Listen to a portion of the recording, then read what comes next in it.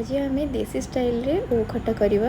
प्रथम आम ओ को भल भाव काटि नहीं तापर आम ओ को छेचिकी भल भाव गोटे प्लेट काढ़ी नहीं। ये आम सुखिला लंका लुण हलदी फुटण और भूसंग पत्र नहीं। आठ सोरिष बटा नहीं जो कि बिना पियाज रसुण बनाई। ये कड़े गरम करके पानी टिके देदेबा। पानी गरम हो सारा पर आम छेची ओ को देदेबा। आगुरी टिके सिझे देले पछे आमको खट्टा बनवारे इजी हम। ये आम ओ को छाणिकी गोटे जगार काढ़ी नवा।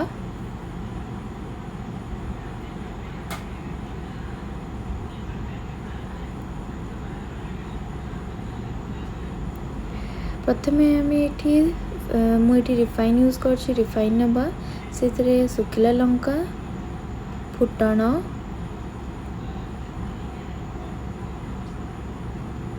भृसंग पत्र मुझे पकई भल भाव टे हल्का भाजी सारापर से ओटा को संतुली दबा।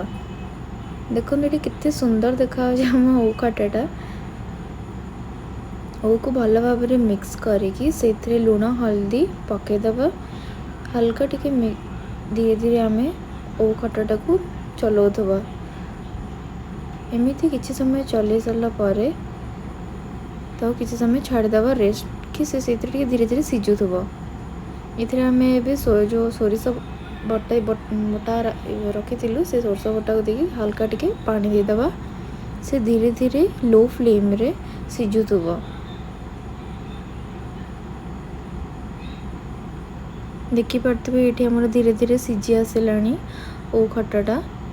बेसी मसला को भी कषिबेनी ना सोरिष बटा ये दिखाई ना पिता लगे।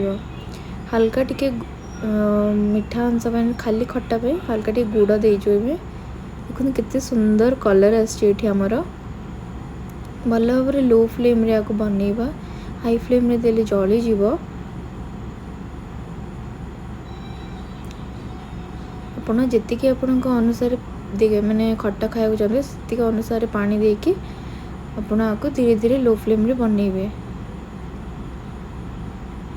देखते ये केते सुंदर देखा आमर ओ खटाटा रेडी हो गलानी। चलतु आम टेस्ट करवा।